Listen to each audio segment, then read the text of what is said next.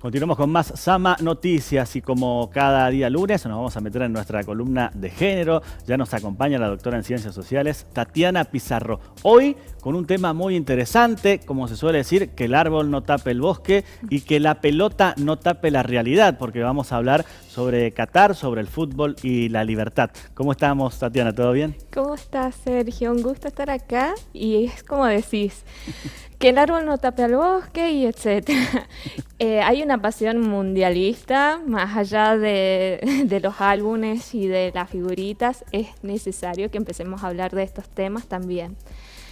Bueno, ¿qué pasa? Es Qatar. Nosotros ya veníamos hablando en columnas anteriores sobre los derechos sexuales y reproductivos, identidades en distintos países. Bueno, hoy nos toca Qatar.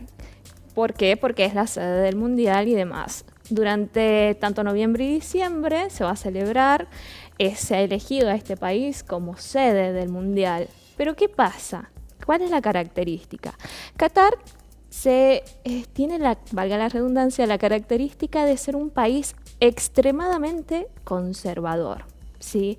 Y cuando hablamos de conservador nos referimos a un lugar donde no se permite consumir bebidas alcohólicas, drogas y demás. Quien consume una bebida alcohólica, por ejemplo, puede llegar a estar preso durante 6 meses. O sea, imagínate si ahora ustedes estarán pensando que quienes van a Qatar van a tomar una cervecita durante el partido. Imposible. Bueno, pero esas no son las penas más grandes, por así decirlo. Se pena muestras de afecto entre personas del mismo sexo y pueden llegar a estar presos entre 7 a 11 años. Imagínense. Por un lado hablamos de la pluralidad, hablamos de la diversidad, del respeto a los derechos humanos y por el otro lado esta magnitud de evento se va a celebrar en un lugar donde apunta a lo contrario. Pero ¿qué pasa? Esto figura en el código de ese lugar, porque se rigen con lo que es la ley islámica. ¿Sí? La ley islámica, Sharia creo que se llama, significa camino claro hacia el agua. ¿Sí? Es una especie de código de convivencia entre lo que se apunta es el respeto a la moralidad. Pero ya sabemos que en esta Sharia lo que se apunta siempre es a la mujer, por eso los velos y demás, y también se apunta hacia las diversidades. Pero ¿qué pasa? Además, encontramos que los derechos, no solamente podemos hablar, si bien me voy a referir a este tipo de derechos del colectivo LGTBIQ+, también sucede que no hay garantías constitucionales ni de derechos humanos hacia otro tipo de personas. Dígase, migrantes. Hoy ha salido una denuncia que hay más de 6.500 personas murieron en la construcción de estos estadios. 6.500 personas. Entonces, por un lado, vemos esta ebullición futbolera y por el otro lado se están restringiendo derechos, se están perdiendo vidas y demás. Entonces, sí. Sí, no, yo quiero preguntarte porque acá también existe por parte del organizador, por decirlo de alguna forma, o el coorganizador que es la FIFA, una mirada hacia afuera en estos temas, en otros lugares, pero no sucede acá. Digo, no hay un pedido o al menos una expresión en contra de este tipo de situaciones. Y también es preocupante eso, ¿no? Porque por un lado tenemos un discurso muy aperturista de inclusión, de diversidad, y por otro lado le sacamos la mirada a estas situaciones. Pero lo que pasa es que justamente eso es lo que sucede. Nosotros vamos a un lugar donde esta es la ley.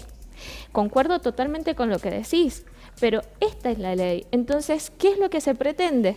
Si de pronto no te podés tomar una cerveza o hacer alguna fiesta. No, a ver, para que te des una idea, no se puede siquiera tener relaciones sexuales extramatrimoniales porque puede tener de 1 a 3 años de prisión. Y esto, si hay un grado de poder, se acrecienta la pena. Pueden llegar a ser 15 años. Porque llámese, por ejemplo, entre un tutor y una alumna o al revés, quien tiene el grado de poder también tiene 15 años de prisión.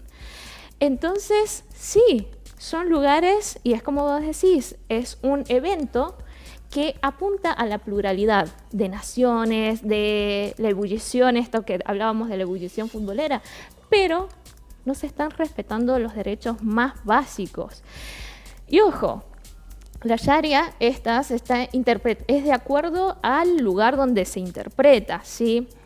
No solamente tiene lo que son el Corán, sino también otros textos que se refieren a los dichos de Mahoma. Si alguien llegase a ocurrírsele insultar a esa religión, podés ir preso. Entonces, ¿qué pasa?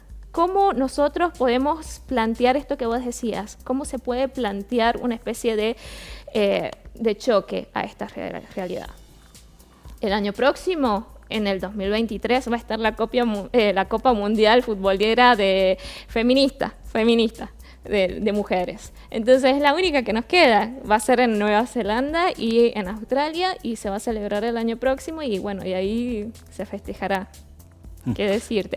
Pero también, por otro lado, es clave hablar del fútbol y el colectivo LGTBIQ. Y esto hago la bajada acá en Argentina con Iggy, que no sé si se acordarán, una mujer que sufrió violaciones en manada.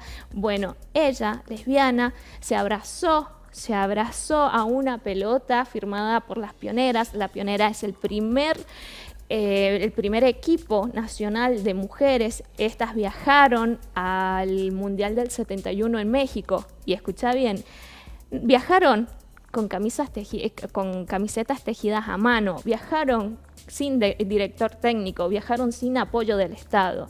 Entonces, estos eran las primeras señas de que el mundial o que el fútbol y demás es para todos, todes. ¿Sí? Bueno, venimos de ayer una final del fútbol femenino en nuestro país con 22.000, 25.000 personas en un estadio.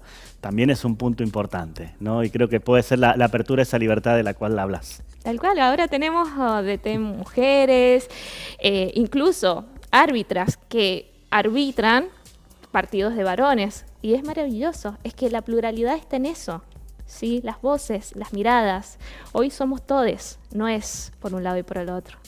Totalmente. Tatiana, un placer como siempre. Nos encontramos la semana próxima. Gracias.